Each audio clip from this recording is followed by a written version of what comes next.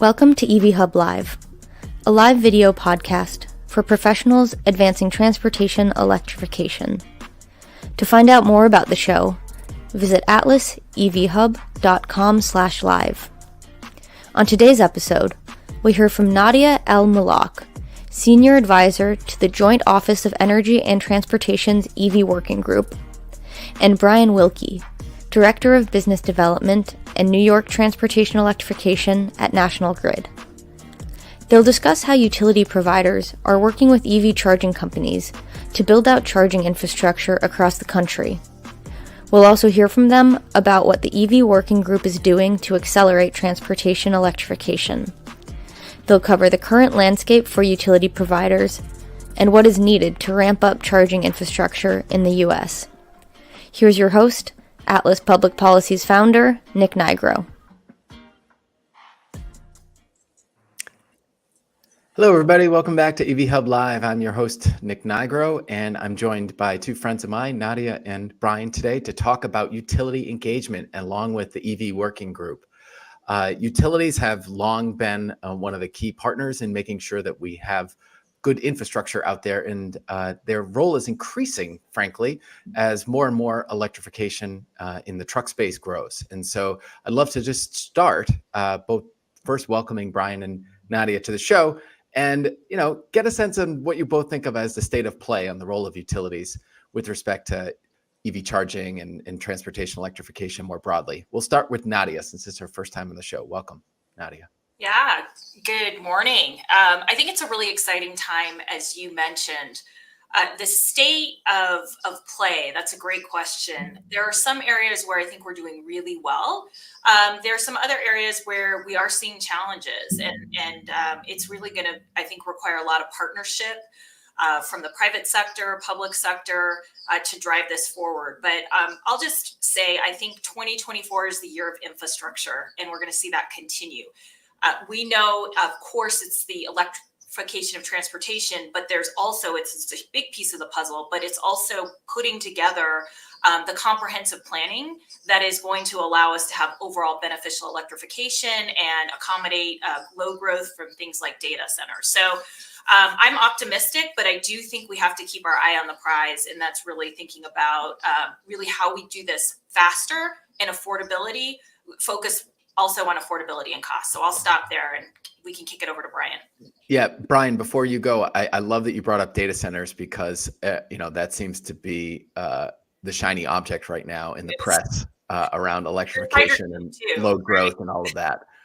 So Brian, tell us about your take on the role of utilities broadly, but also this idea that we need to really be looking holistically at all the things where load is coming from in the near term. Go ahead.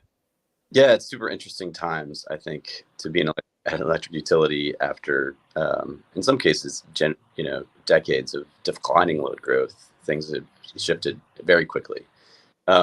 So just so people know, National Grid is an electric and gas utility operating in New York and Massachusetts. And we've also been very active in studying and characterizing load forecasts. I think it feels to me like the rest of the industry is catching up to us a little bit. That's a little,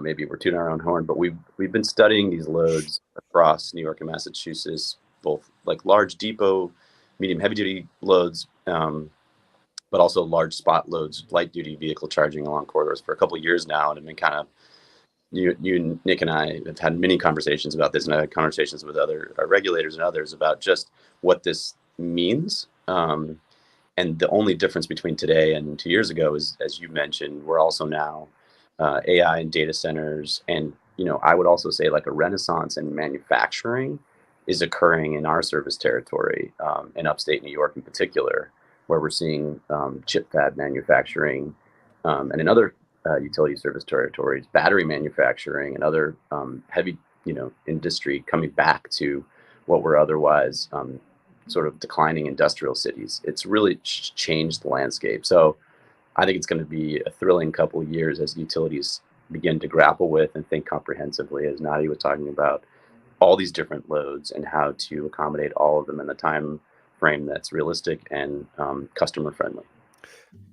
So I have to go quick follow up to you on that one, Brian, because you brought it up. The load from manufacturing, particularly in the EV and battery space. We've seen somewhere near $130 billion or more announced in the EV supply chain for investments here just in the United States in the last few years. And so, a lot of that additional investment is going to require new load. How do we make sure, and what is National Grid doing in your territory to make sure that all that new load growth is clean energy? I think that's a really important facet of what it means to want to electrify more and more of the economy. Yeah, I wish we controlled the entire value chain of energy production, transmission, and distribution in New York. We're deregulated states here in New York and in New England, meaning we don't own, for the most part, own generation, with few exceptions. But that means that we don't have control over the supply portfolio in our territory in New York. But I will say, in upstate New York, we operate, or we are lucky to have some of the largest clean energy resources and the cleanest generation portfolio in the United States, thanks to hydro, nuclear, a lot of onshore wind, and solar. And New York has a 70% renewable by 2030 goal, and 100% by 2040. So the generation portfolio across New York in particular, but also New England, those generation portfolios are getting cleaned up significantly and quickly, especially with the injection of offshore wind. There's going to be hundreds of gigawatts, soon thousands of gigawatts of offshore wind installed on the eastern seaboard. So that really, from my perspective, completes the story of why electrification is the right choice for everybody. And it encourages me that, particularly the trucking industry will want to be charging their trucks in upstate New York in places where the power is very clean. So you get a complete loop of cleanliness there, if you will. Right on. Nadia, let's bring you in and tell the audience a little bit about this EV working group. For those who are not immersed in this space, it was part of the Bipartisan Infrastructure Law, or IIJA. And I have to say, when it came out, it was probably one of the most sought after invites in the industry. I think everybody was hoping that they would get on this group. So tell us what the goal of this group is and how they fit into the picture. Sure. Yeah. So it was created by IIJA. It's a 25-person federal advisory committee. It's co-chaired by the Secretaries of Energy and Transportation.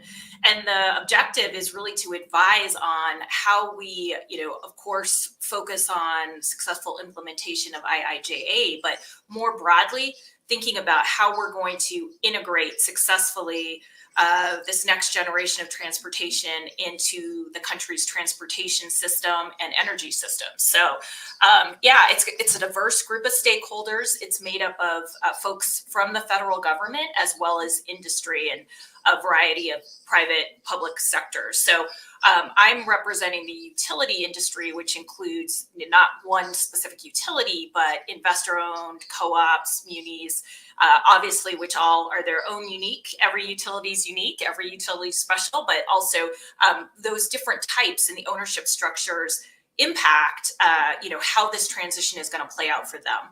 So I can give you, when the time's right, a little bit of a preview of what the focus areas are and how we're pushing this forward. So let me know when you're ready. I can love talking about. Yeah, let's get further into that. I think we're all very interested in what's been going on with that group. Sure. The law was enacted, almost 3 years ago now. And so what have you all been up to? Go ahead. Absolutely. So the members were just announced in August of last year. So even though the law has been on the books for a while, the committee just started, and we had our first meetings last fall. And we have our first official report out. Anybody can go see it. It's on you can access it through the Joint Office's website. But in essence, we got together and also, solicited feedback. What are the biggest challenges we're seeing? What can we do to act quickly and to help? And we focused on 3 areas. So there's 3 subcommittees. The first is the charging network. The second is, what are some of the unique needs of medium and heavy duty vehicles and fleets? Brian, you were mentioning that. That's really critical also for the utilities and planning and regulators, et cetera. And then grid integration. So we'll spend some time on that today. So how do we define that? Grid integration is ensuring the sustainable integration of EVs into the electric grid. And so a lot hinges on what is sustainable. So there were some good debates on, what exactly does that mean? Ultimately, we're focusing on 4 areas: grid readiness, comprehensive planning, which I already mentioned, transparency/education. We know there's still a lot of myths. We know sometimes it's hard for developers and entities to work and understand the utility process. And then partnerships. No one entity can do this alone. So those are the 4 key areas.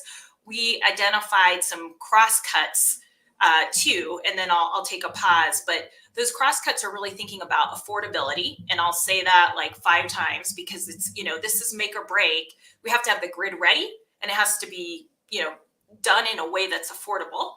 Speed. We hear a lot about speed. We know large infrastructure projects can take time. How are we creative? How are we more nimble? And then data. So those are the crosscuts we have in addition to the overall working group identified supply chain, workforce, and equity. So we're always keeping those in mind as we're making recommendations. I'll pause there. Yeah, I want to bring Brian back into the conversation.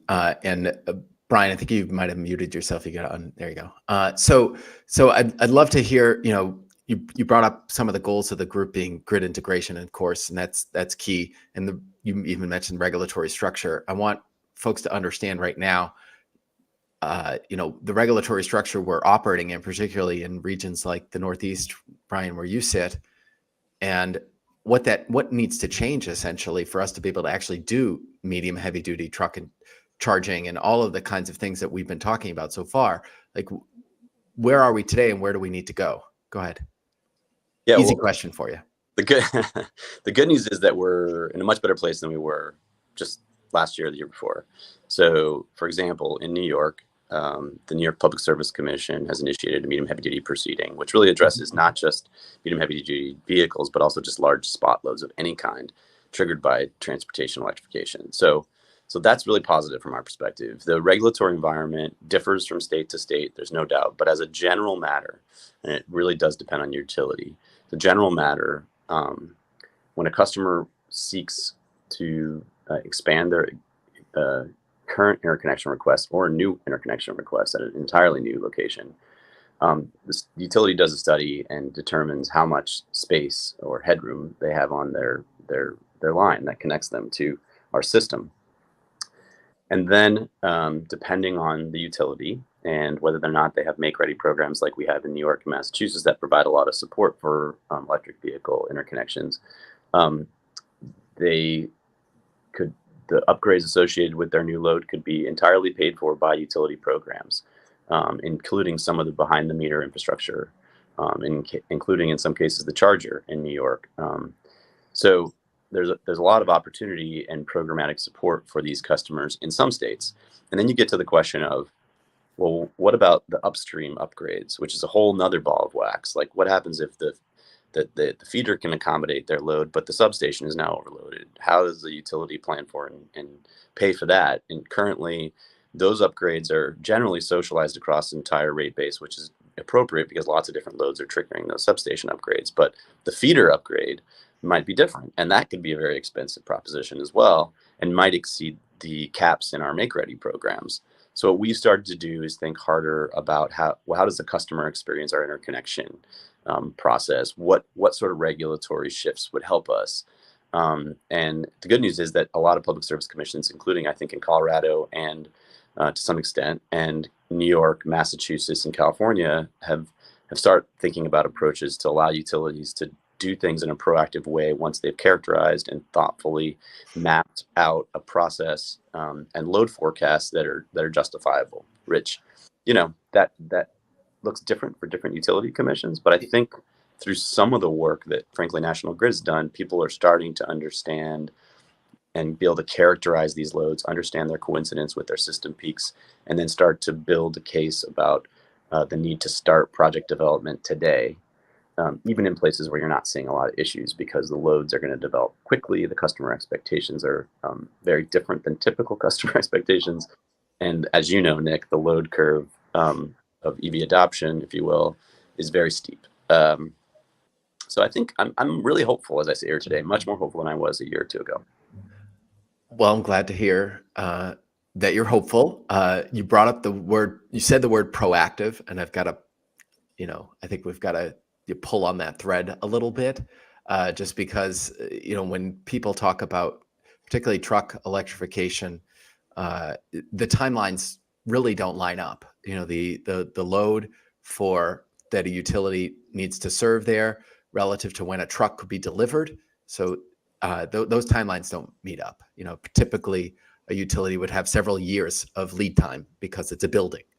In this case, they might have 6 to 12 months, and that just doesn't work. So you brought up proactive. Nadia, I want to bring you into this conversation. What are your thoughts about how is it going to be possible for a utility to be proactive in this way without just overbuilding and putting investments in spaces where they won't actually see a return, and the ratepayer will be kind of on the hook for that?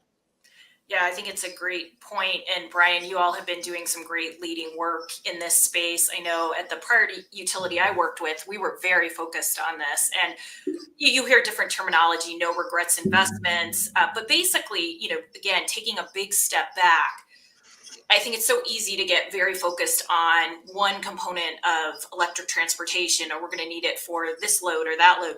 But a lot of times you can feed, feed multiple birds with one grain. I'm not going to kill the birds, but with a stone. But what I'm saying is, when you think about, aging systems, and you think about system, you're refreshing your assets, you're managing things like wildfire mitigation and system hardening, thinking about overall electrification. There's great work being done by many, Nick, your team. I know EPRI has great work at Britta and the EVs to Scale. There's so many who are really working with industry and the utilities to say, these truly are no regrets investments. We know we're going to need the investment here. So let's proceed there. On the regulatory side, I know we always want certainty and we want to know 100% or close to, but the reality is we're going to have to start moving. I would say part of the balance, and even we see this in the working group because there are major OEMs represented on the working group. It's not okay to say, come back in 2030, right? That's not an acceptable answer. So how do we think about temporary solutions, bridge solutions, being creative? Can we phase in planning? Work with your utility early and often is what I would say. But we've got to get, typically regulation lags behind, but the pace of technology and change and the pace that now these trucks can be delivered, we really have to think differently, I believe. And so that's, I think, a big focus area for 2024, honestly. Brian, you mentioned earlier that you're hopeful, or you're more hopeful now than you were a couple of years ago. What's it going to take in the near term for you to continue to build on that hope and double down on it? I'll be frank. I think regulatory gumption. Okay. I think regulators and utilities need to work closely together, and policymakers and politicians that believe in this and understand the value to the communities that we serve in terms of cleaner air, fewer cases of asthma, all of those things, are going to have to decide to allow utilities to make targeted, strategic, no regrets investments. And we will be proposing those in New York. We have already proposed them in Massachusetts through what's called the Electric Sector Modernization Plan, ESMP filings that all the utilities are required to make, not just for EVs, to Nadia's point, but for all sort of clean energy future that the state is targeting through state goals and mandates. But that's what I think it will ultimately take. And to Nadia's point, we as a utility have completely changed the way we think and plan. We are becoming much more engaged with partners and partnerships. We've engaged deeply with the OEMs, with charging manufacturers, with folks like I won't name names, but customers that are bringing big loads to our service territory, those that operate big fleets, we're just taking a very different approach to customer engagement and understanding their short and long-term plans. And then as a utility, being flexible about what kind of solutions we try to provide. So historically, we've relied on wooden wires because they last for 75 or 100, in some cases in our service area, 115 years. That's a very good investment for ratepayers, right? But it takes a little longer. There's supply chain constraints. There's transformer constraints. So we've started to look at things like mobile storage where appropriate. We've started to think about and pilot what we call flexible interconnections. So a customer comes to us and says they need 2 megawatts for all their fleet of trucks, and we say, well, we've got 2 megawatts 99.5% of the year, but you have to agree in writing or with software or hardware to curtail during that 0.5% peak, if you will. And customers are interested in that. It'll take some coordination, and there's a couple steps that need to happen, especially from an automation perspective and DERMS, EDMS perspective, but that is going to happen. So what do they get out of that? They get immediate headroom. They don't have to wait for their full 2 megawatts. They get 2 megawatts 99.5% of the year. Mm-hmm. But they have to be responsive to our signals and our peak, periods. Could be 15 minutes, could be an hour, but they need to have some flexibility on their charging behind the meter. And in some cases, it can be managed very easily with managed charging and depending on the duty cycle of the fleet they operate. So those are a couple examples of ways that I think we are starting to think differently as a utility. And we know, of speaking to our partners in the utility community, that others are doing the same thing. So I got a quick follow-up, Nadia, I want to let you jump into just on this, we're working with people in new ways, you mentioned, and I wonder, does that mean that you're actually reaching out to anticipating large fleet loads and contacting them and talking about their fleet transition plan so that you can incorporate that potential load in your plans? Is that what that looks like in real life? That's best practice. Yeah, I know a lot of utilities are doing that. I know there are also, again, I mentioned some of the tools and mapping that are out there to start understanding where it looks like load is coming. I know there's always sensitivity with capacity maps on the utility side, but understanding like what are optimal solutions. I know there have been some national large fleets that have been electrifying, and they were able to, they might have 5 possible sites in a city. And so they can work with the utility to find kind of the low hanging fruit, but we're starting to see some of the maturity on those fleets where they're saying, you know what, we don't have as many options, but we still need to move quickly. So that's where I think that communication up front and early is good. I think another piece of the puzzle is understanding the way distributed energy resources is going to play in to the picture. And we've got to also think about ways for our commissions, our states. These are generally more state and local matters, but permitting.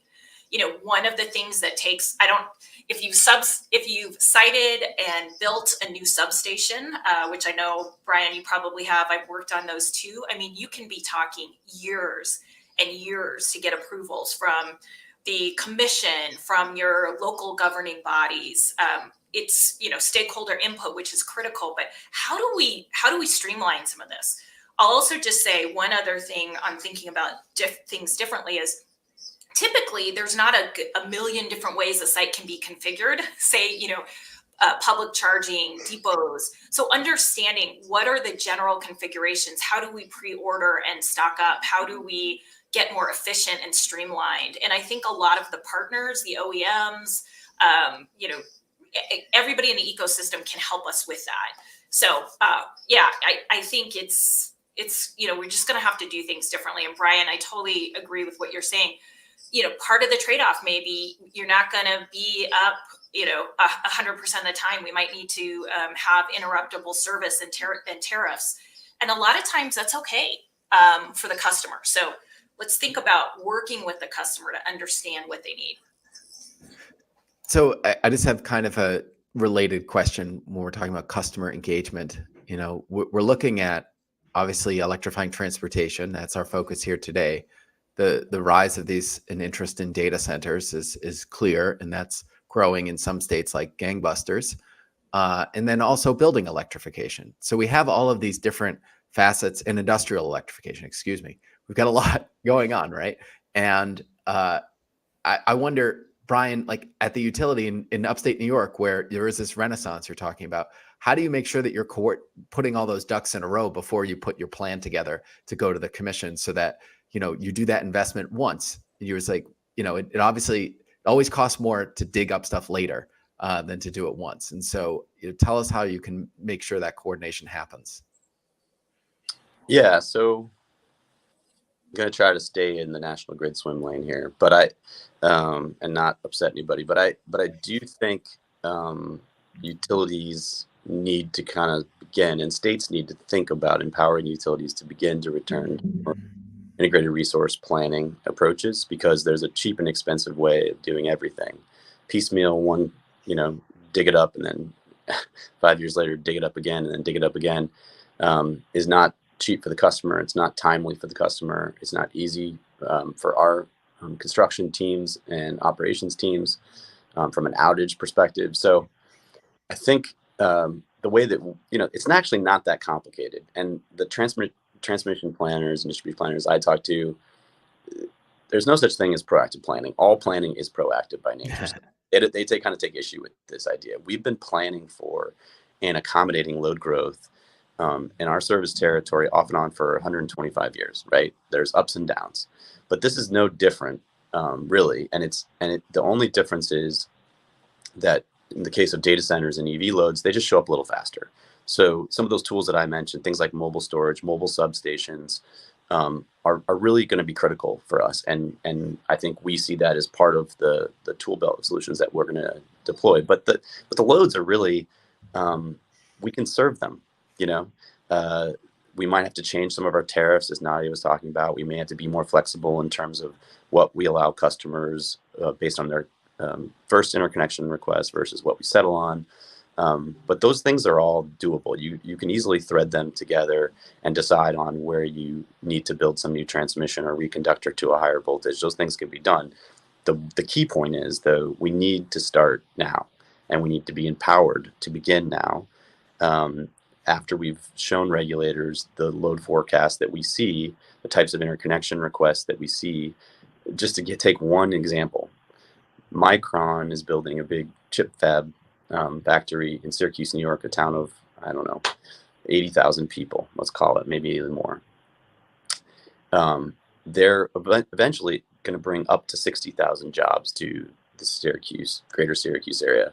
We can accommodate that. In fact, we want that in our service territory because we want to bring jobs back to that community. And we're building infrastructure to support them as their load grows over time. So, I think people make it sound like it's impossible to crack this nut. I don't really think it is. System planners will tell you this is not impossible. Just need to layer in some new tools. Look out. The time horizons need to get a little longer. The federal government is catching up to that with the latest FERC order. I think state regulatory commissions are catching up to that. And, all utilities, well, at least we do, we file 10-year plans, 5-year plans, and then we file our rate cases. So we can see things coming, and we put it on our regulators' radar as far out 10 years from now. So I'm going back to I'm optimistic about our ability to solve this problem.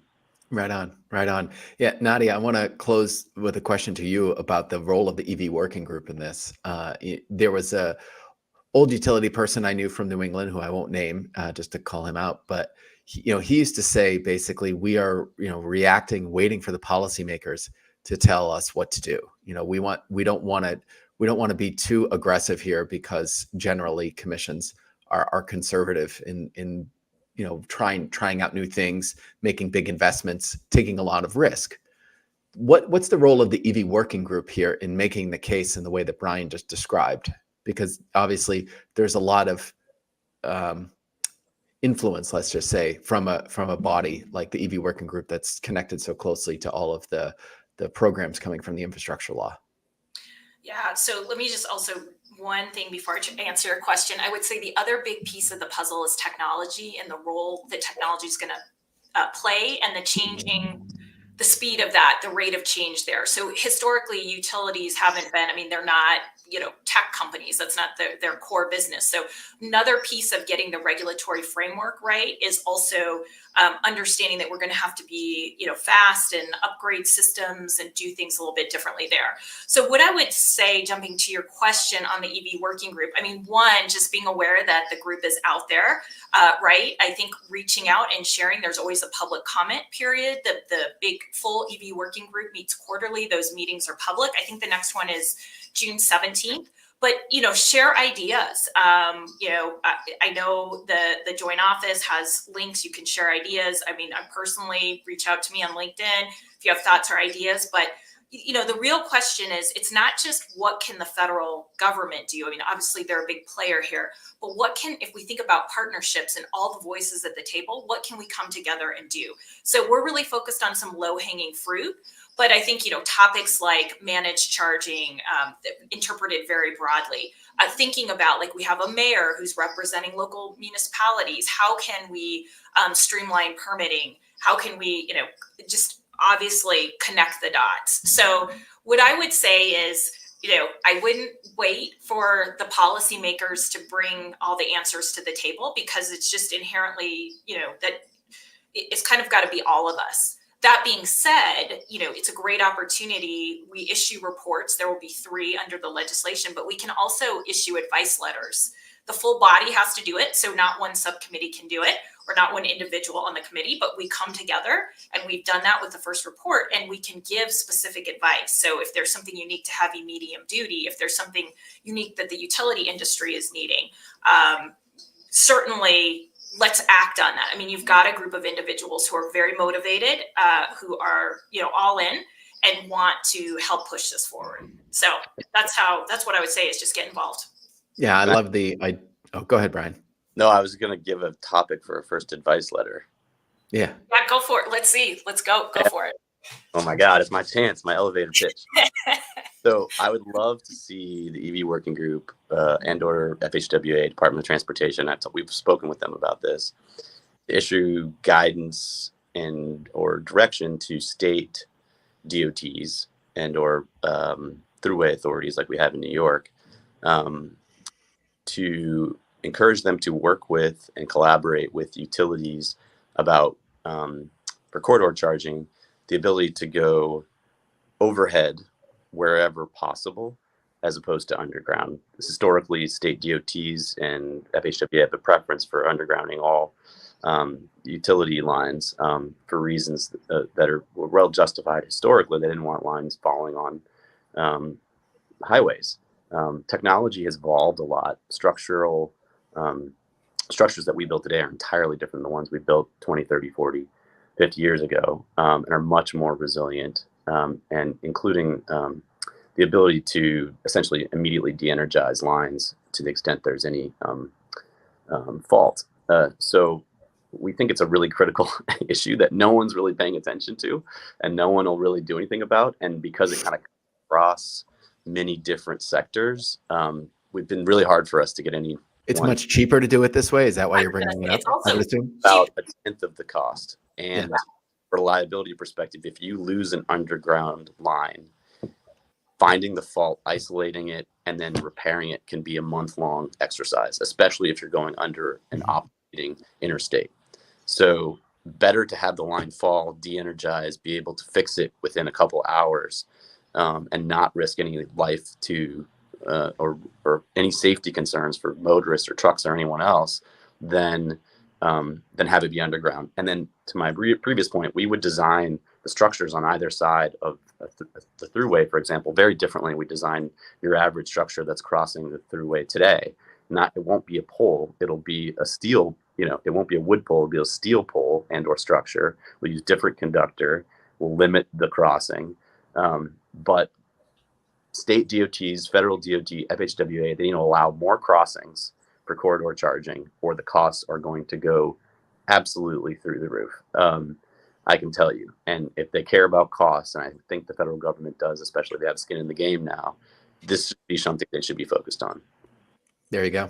I'll take it back. Real-time advice. Take right it from Brian. back. Yeah, no, Welcome. Yep.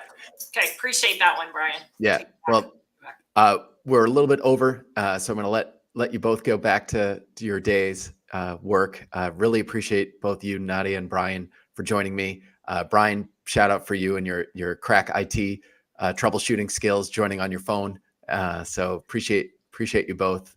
Thanks so much for joining us on EV Hub Live, and we'll see you again soon. That's fun. Thanks, Nick. Thank you. Take care. Bye.